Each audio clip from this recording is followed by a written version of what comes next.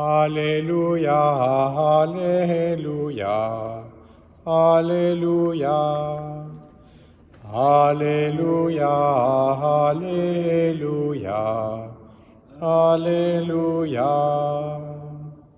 Viens, Seigneur, ne tarde plus, délivre ton peuple de ses fautes. Alléluia, Alléluia, Alléluia. Le Seigneur soit avec vous. Évangile de Jésus-Christ selon saint Matthieu.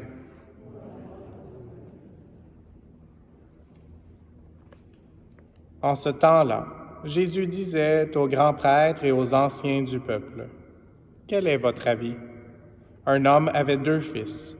Il vint trouver le premier et lui dit, « Mon enfant, va travailler aujourd'hui à la vigne. » Celui-ci répondit, « Je ne veux pas. » Mais ensuite, s'étant repenti, il y alla. Puis le père alla trouver le second et lui parla de la même manière. Celui-ci répondit, « Oui, Seigneur. » Et il n'y alla pas.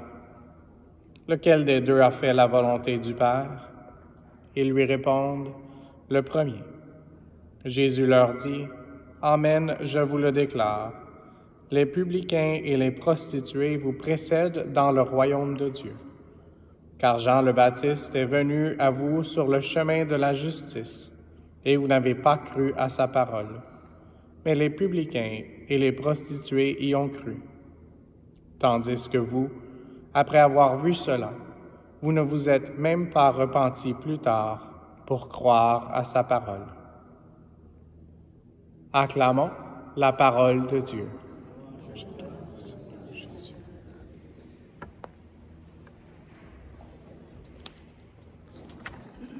Quelques thèmes de réflexion aujourd'hui, en lien avec l'Écriture, mais aussi la sainte du jour, Sainte Lucie. À la fin de cet évangile aujourd'hui, on a entendu « après avoir vu cela ». Et donc, le Seigneur veut qu'on voit ces merveilles, les conversions qui se sont passées il y a 2000 ans, mais aussi les conversions qui se passent encore de nos jours.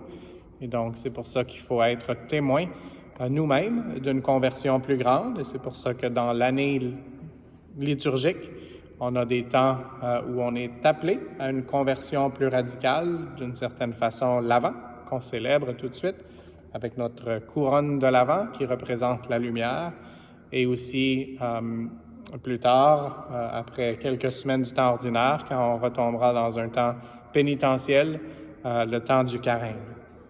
Et donc, oui, il faut voir ce que le Seigneur veut faire dans notre vie. Il faut accepter et être témoin de ça. Et aussi, j'aimerais souligner dans le psaume aujourd'hui un autre aspect de la vue, de la lumière.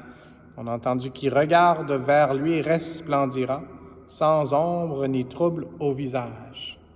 Et d'une façon spéciale, c'est la grâce qu'ont eue tous les saints martyrs, comme celle qu'on célèbre aujourd'hui, Sainte Lucie.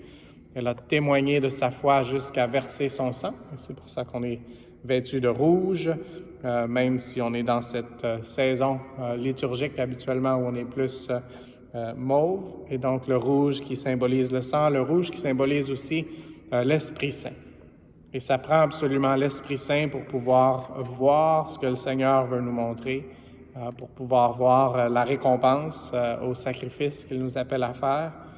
Et ce serait quand même surprenant que certains de nous ici devront être appelés martyrs, mais il faut faire les petits sacrifices que le Seigneur nous demande avec le plus de joie possible, les choses dont on n'a pas de contrôle, et parfois avec des choses sur lesquelles on décide librement d'offrir au Seigneur. Donc, demandons cette grâce avec Sainte Lucie, et puis que de cette façon, les gens puissent contempler les réalités éternelles à travers le témoignage de notre vie, comme on le fait pour les martyrs. Et je vais juste terminer en demandant au Seigneur de nous aider. C'est un jeu de mots, et c'est la première fois, j'aime bien les jeux de mots, mais c'est la première fois que cette parole me parle au cœur. Donc, Lucie, qui est reliée à la lumière en latin, mais je pensais à une des petites créatures que le Seigneur donne dans la beauté de la nature. Puis c'était une distraction, il y a quelque chose qui est tombé. Je pense que c'est un instrument de musique d'un des anges. donc ça, c'était pour qu'on ne se concentre pas seulement sur la vue, mais aussi sur lui. Mais ce que je voulais dire, une des belles créatures de la nature, pour moi, souvent sur la plage, où je prenais mes journées de congé, quand j'étais en service au Texas, il y avait ces belles créatures qu'on appelle les lucioles. Donc, Lucie, lumière, et luciole. Et je pense que le Seigneur nous appelle à être des lucioles. Donc, à nous remplir de l'énergie divine de Dieu lui-même, et dans son corps et dans son sang, aujourd'hui, pour qu'on puisse rayonner. Et les lucioles, leur travail est pendant la nuit, pendant les moments de plus d'obscurité. Donc, demandons au Seigneur que nous aussi, on puisse être à l'exemple de Sainte Lucie, comme les petites lucioles qui brillent dans la nuit. Et la seule façon de faire ça, c'est vraiment de recevoir la lumière de celui qui est la lumière du monde, Jésus-Christ, notre Sauveur. Amen.